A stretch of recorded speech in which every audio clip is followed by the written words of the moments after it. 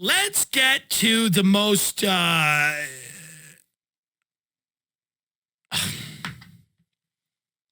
want to say pressing matter, but it's really not in the world of civil unrest, pandemics, and economic catastrophes. But it is a pressing matter, and it is something people have a lot of interest in. And it is something that everybody's kind of talking about this week, and it does affect LA. And it is serious, and it is something that I want to talk about. And it's something I've talked about before on this show. And that is that Ocean Prime is back open. The Steakhouse Ocean Prime, which has a lot of good seafood, and it's in Beverly Hills. And I think that it's back open on the patio now. They do have inside dining, but they're encouraging people to go on the patio. And I think that's important. It's important that people go back out on the patio and be careful, but also enjoy yourself. Ocean Prime is also, of course, offering curbside to go. I'm kidding. That's a joke. That's a joke. Of course, the story I'm talking about is a lot of people are trying to recall Gavin Newsom, the governor of California. And people said to me, where are you on this? And, he's about decent looking and he's done it fair, whatever. He's a little drunk on his own power, but who isn't, I was watching this. There's a show on Netflix called You. Have you seen this? Why are you laughing? Have you seen this show on Netflix? I have, yeah. Called You. I saw both seasons, yeah. It's the guy from Gossip Girl, Penn Bagley. I don't know how to say his name. And he plays a serial killer. And the first episode is in Brooklyn. The first season is in Brooklyn. And the second season is in Los Angeles, California. And I was watching this show. And this show is very fun to watch. I mean, it is. It's not fun to live, I imagine, but it is fun to watch. I mean, it is a very watchable show. It's a very watchable show. And you know who's in it? You know who's in the show? Comedian. Do you know who's in the show? Is it Chris D'Elia? No, it's comedian Zach Cherry. Can you Google Zach Cherry? Google Zach Cherry. Chris is in it as well. Google Zach. This is the big guy, comedian Zach Cherry. Oh, that guy. You know, he's in a lot. He's a big boy. Yeah. But he's a fun man. Chris is in it as well. What does Chris play in the show? A pedophile? Well, he plays a comedian who is into an underage girl. Here's the thing, folks. He plays a character named Henderson. I've spoken to Chris D'Elia about 3 times in my life. They've all been to the Comedy Store, and he's been very pleasant to me. Now, that is not a defense, and that is not me trying to qualify anything I'm going to say here. But I will say that Chris has been very kind to me, and he's said that I'm very funny, and that does count a little bit. It doesn't excuse what is shaping up to be some very disturbing allegations, but he's always been very nice to me. Chris is one of those guys who's like a real famous comedian. Like when you look at his Instagram, it's like Machine Gun Kelly would comment. He did the thing with Eminem. He's like the LA comic, right? He's like Bieber's favorite comic, right? Like Bieber would go to the store, right? Yes, yeah. It's everything in comedy that like I am not that. Mm-hmm. Like I am not like the guy that's cool who has a fan base that's cool. You know what I mean? Like the last person to retweet something I did who was really big was Candace Owens. So let's just, I'm like not a cool comic, and Chris is a cool comic. Mm-hmm. Not that has done uncool things, but I mean but he's very sweet to me. Listen, everybody knew the dude got laid. We just knew he got laid because his fan base was women. Women would attack him in the hall of the Comedy Store. They would run up to him. I'm not saying that they are, but I'm saying from my own eyes, I would see like women go up to him, and like he was like, women don't come up to me after the set and go, "Oh my God, I love you so much. I've loved you forever. Thank God. I saw you on InfoWars with my girlfriend. You're so hot. Your tits are so hot. I saw you on InfoWars. You're so hot." That doesn't really happen. Like, that's not the type of comic I am. Sadly, it would be nice if I was like, you know, pulling up in a hot car. Yeah, I usually get out of an Uber. It's usually a frustrated Asian man, because I don't know if the minivan doors automatic. If they're all automatic, then why even have a hit? But listen, if you're just fucking a lot of chicks that are of age and they're mad at you, it's on them, right? I mean, listen, women have agency. Women are smart. Women can make choices. Now, if those women are underage, that's a serious problem. It's a legal problem. It's a moral problem. It's an ethical problem. And I imagine if more of that comes out, it's going to be dealt with in a court, which is where, you know, unfortunately, you know, should be dealt with, because that is criminal activity. If you're 19 and you're mad because, you know, the guy whose hotel room you went to at 3 a.m. turned out not to be a gentleman, this is a learning experience for all involved.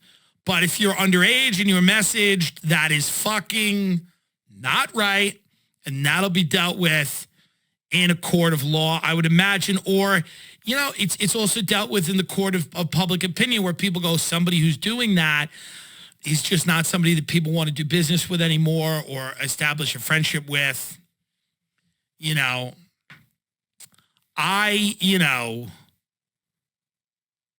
hope that stuff isn't true. But, you know, when I was on keto, I hoped that would work. Do you see what I mean?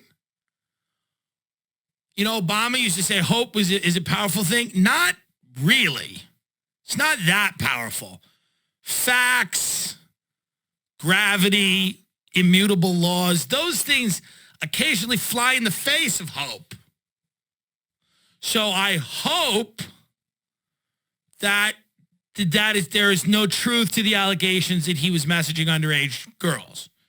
Now, it does seem that, sadly, my hope is not going to stand up against, and by the way, I hope that for everyone involved. I hope it for the girls. I hope it for him. Like, I hope that, like, that's not going on. Am I going to get a better spot at the store because he won't be there? Let's be honest, yes.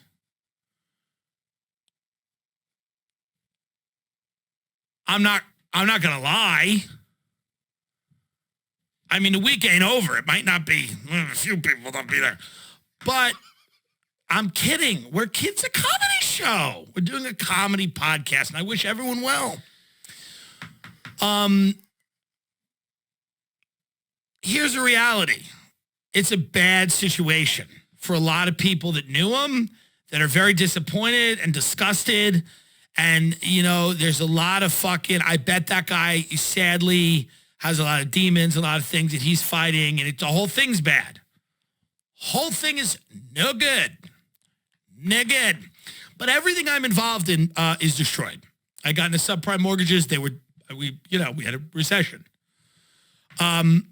Adam McKay was producing a show of mine, and then he dissolved his company with Will Ferrell, Gary Sanchez. Anthony Bourdain's company was producing my travelogue with Comedy Central, and he hung himself in a room several days later. My agent, who signed me in 2016, is no longer working at the agency that signed me. I mean, I tend to get into the party as the party is breaking up. I tend to arrive at the party as the cop cars are being seen through the window, and this is maybe literally now, But that's when I get to the party, and that's unfortunate. So if I walk in, I mean, it's countdown till something's going to go down, and it's not going to be good. So, again, I feel for the victims of this, like the women that were messaged and were made to feel uncomfortable, that were underage. That is illegal and that is wrong. I do not feel for the comedians who are complaining that they don't get better spots. I think it's a little disgusting to try to weave your own personal narrative into this and your own gripes and your problems. Chris killed, whether you like his comedy or not, he killed harder at the store than anyone I've ever seen. I mean, he earned his spots at the Comedy Store. He had theaters of thousands of people coming to see him. I mean, whether you liked his comedy or not, it doesn't matter. People did, and they came to see him, and he made money. So the comics that are out there now, and they did this with Louis, they did this with everybody. They come out, they're like, that guy sucks. He sucks. He's not even good at comedy like me. He's not good at comedy like me. All right, man, get online. Create your own shit then, you know? Just fucking stop whining. You know? But I mean, this is Thursday night, early Friday morning. More may come out. May come out. I would imagine that this rocks things a little bit here in this town. I've only been here a year. It seems like it may be time to start thinking about pizza again in the Hudson River. If we could get de Blasio out of there. Get the COVID out and the de Blasio out, maybe I'll waltz back.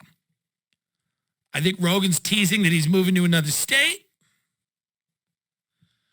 Chris seems unfocused at the moment because he'd be the next biggest act. So I don't know what's going to happen out here, but you know, see me, here's me. There he goes. There he goes. See him?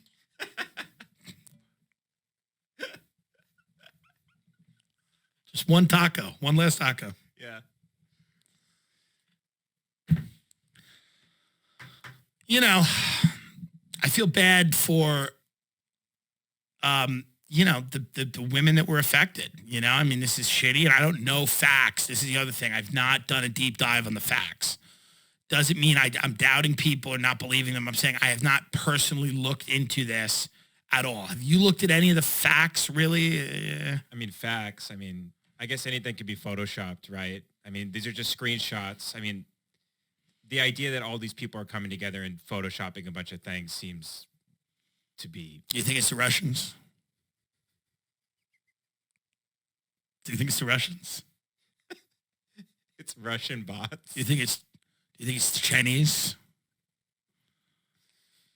It would be, and I'm not saying that he should do this, but it would be beyond funny if he came out and said this was Russia. Yeah. Like if he came out and he said, first they installed Donald Trump the puppet. Then they manufacture a bunch of screenshots and take me down. God damn them. The Russians. Putin, fuck you, Putin.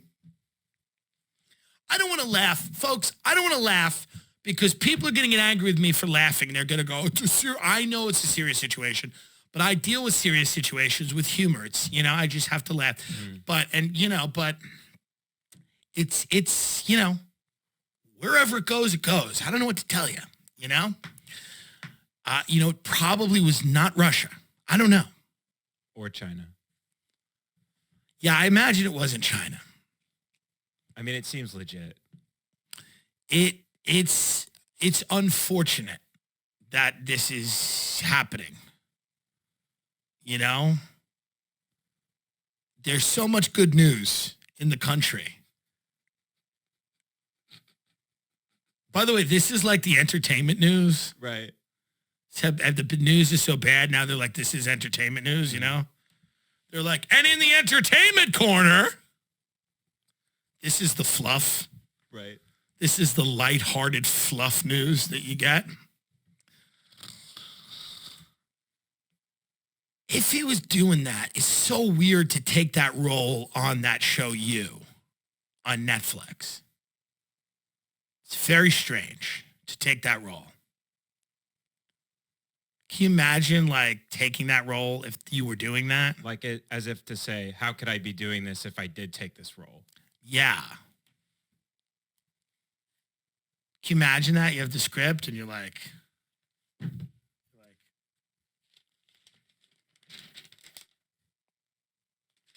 Jesus. Jesus, this is good. But that's kind of what we're going to say about that. There's no new facts about it yet. And, we're going to withhold. I'm not the judge and the jury. But I am someone in the courtroom sitting around eating potato chips who's going to talk shit after the trial and be like, what do you think about it? So that's what I'm doing. I don't know the facts. I haven't done a deep dive. The facts are disturbing that are coming out, and that's where I'll leave it. A lot bigger people are going to have something to say about this. I'm sure people that knew him well, celebs and friends and whatever, I don't know. It's like, what do you think the implications are about this? Why don't you make a statement? Why do I make a fucking statement? I have to make a statement. Why don't you make a statement? Where's Jamie Vernon on this? Where's all the other producers? You guys fucking sit and listen to everything everybody says, and then you don't have to have a goddamn statement. We all got to come out with statements. You're in the fucking room for everything that we all say, and nobody says anything, huh? So you want me to have a take on it? Well, what's your statement? What's your take? My take is that it's bad to be a pedophile. That's it. But he's not a pedophile. A phebophile. It's bad to be a phebophile. Get the word up, please. Now, I'm not going to correct people on Twitter. It seems like an odd hill to die on. I think Neil Brennan was doing it. Neil Brennan was like in the middle of the night being like, it's a hebophile. I just woke up. I looked at my phone. I'm like, God, what's this guy doing? Neil, put your phone down. The fuck are you doing? It's actually a hebophile. Hey, Neil, go to bed. Hebephilia is a primary sexual interest in mid to late adolescents, generally ages 15 to 19. It is one of a number of sexual preferences across the age groups, subsumed under the technical term chronophilia. I don't know what that means.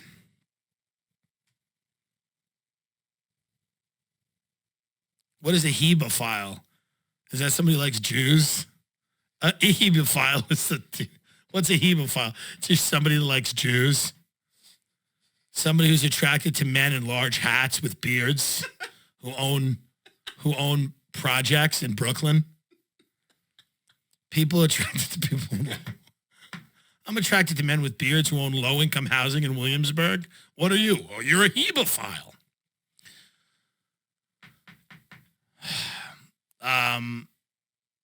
I don't know. Okay, well, listen, there you have it, folks. I mean, that's Ben's fucking statement, nice and simple. Is it all over the news? It's all over the news, right? Yeah, I mean, when you type in his name into Twitter, it seems like there's still like 20 tweets a minute, I'd say, and there's still news articles about it, so it's up there. But, he was trending at the same time that World War III was trending, so, Right. There's just so much going on. There's a lot going on. Here I go. I grabbed the burrito. There it goes. Delta. Is that you going up the plane? Yes. Walking up the plane? As I leave, Los Angeles just gets bombed by China. I just wave. I land in New York. I just put a pizza. I just take a bite of pizza, and I'm like, it's New York. You know, what are you going to do? Well, all right, everybody. We're going to continue to record the rest of the episode tomorrow. I felt like I should address this tonight. And, maybe tomorrow everything I said will be, what if they start finding bodies, you know? What if they find like 10 bodies? Well, we just won't put this out there. No, we will. What if they find 10 bodies? I'm sitting there, like tomorrow I have to come in like this. I'm like,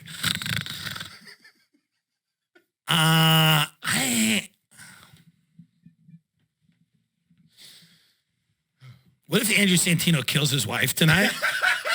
I got to come in and I got to be like, Tony Hinchcliffe gets drunk. He kills a family of 4 on the 405. I'm like, Whitney Cumming bludgeons her dog to death. I'm like, I have to make 4 statements today.